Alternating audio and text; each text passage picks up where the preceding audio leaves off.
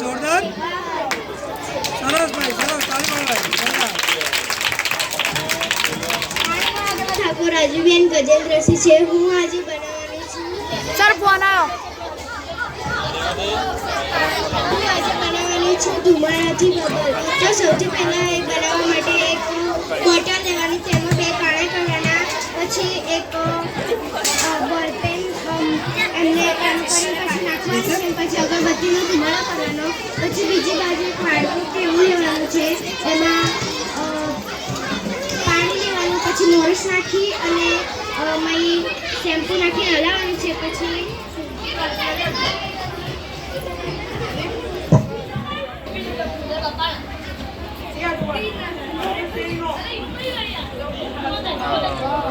બરાબર બરાબર.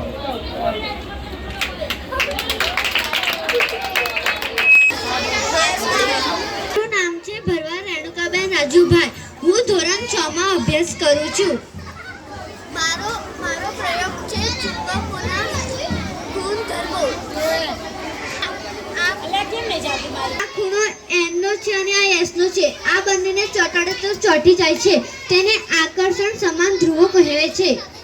અને આ N નો ખૂણો છે, તેને ચોંટાડે તો તે ચોંટતા નથી, એકબીજાને ધક્કો આપે છે. તેને અમાર્ષણ સમાન ધ્રુવો કહે છે. અમાર્ષણ સમાન ધ્રુવો કહે છે. ચુંબકો હોય છે જેવા કે નાળાકાર ચુંબક, ગજિયો ચુંબક, ઘોડાની નાળવાળું ચુંબક, કૃત્રિમ ચુંબક વગેરે ચુંબકો હોય છે. મારું નામ બારિયા હેમાંગી શૈલેષભાઈ છે. હું ધોરણ 7 માં અભ્યાસ કરું છું. અમારા પ્રયોગનું નામ છે મુલતાની માટીમાંથી સાબુ બનાવવા. અમે કુદરતી માટીમાંથી સાબુ બનાવ્યા છે.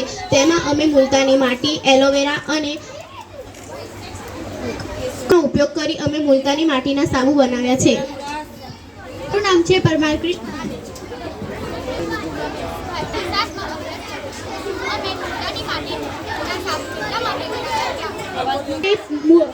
જે આપણે દુકાનમાંથી સાબુ લાવીએ છીએ તેમાં પોટેશિયમ હાઇડ્રોક્સાઇડ નામનો કેમિકલ હોય છે અને આ સાબુથી આપણા ચામડીના રોગો થતા નથી. મારી પ્રવૃત્તિનું નામ છે ફ્રી એનર્જી અને સેવ એનર્જી. આમાં સુરત દ્વારા એનર્જી આવે છે અને આમાં લાઇટ થાય છે. અહીંયા કોઈ બેસે ત્યારે લાઇટ થાય અને જ્યારે કોઈ ઊભું થઈને જતું રહે ત્યારે લાઇટ બંધ થઈ જાય. આનાથી એનર્જીનો બચાવ થાય છે. અહીંયા કોઈ આવીને બેસે ત્યારે લાઇટ ચાલુ થાય અને કોઈ ઊભું થઈ જાય ત્યારે બંધ થઈ જાય છે. અને પંખો માટે અહીંયા જ્યારે કોઈ બેસે ત્યારે પંખો ચાલુ થાય છે. વીજળી માટે શેનો ઉપયોગ કરેલો છે? Solar panel. ક્યાં છે સોલર પેનલ? એના પર શું પડે તો ચાર્જ થાય?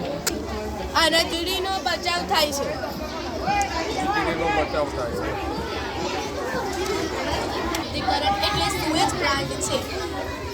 આના ઉપયોગ એ છે કે જે આપણે નાહવાનું પાણી, કચરા પોતું કરવાનું પાણી અને વાસણ ઘસવાનું જે પાણી હોય છે તે આજકાલ વધારે બગાડ થઈ રહ્યો છે અને તેનાથી દુકાળ પડે છે.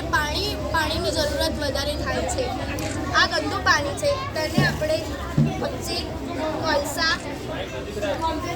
કચ્ચી કોલસા, રેતી અને લૂમાં એ પાણી આવે છે અને એ પાણી સાફ થઈ જાય છે. આ પાણીને આપણે ખેતરમાં, બગીચામાં ભરી શકીએ છીએ. માઇક પેલું અમે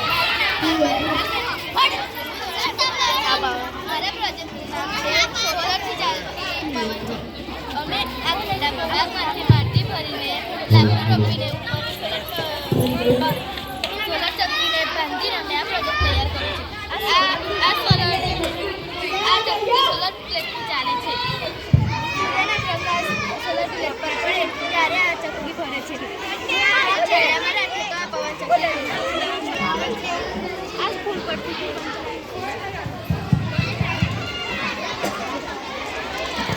અભ્યાસ કરું છું.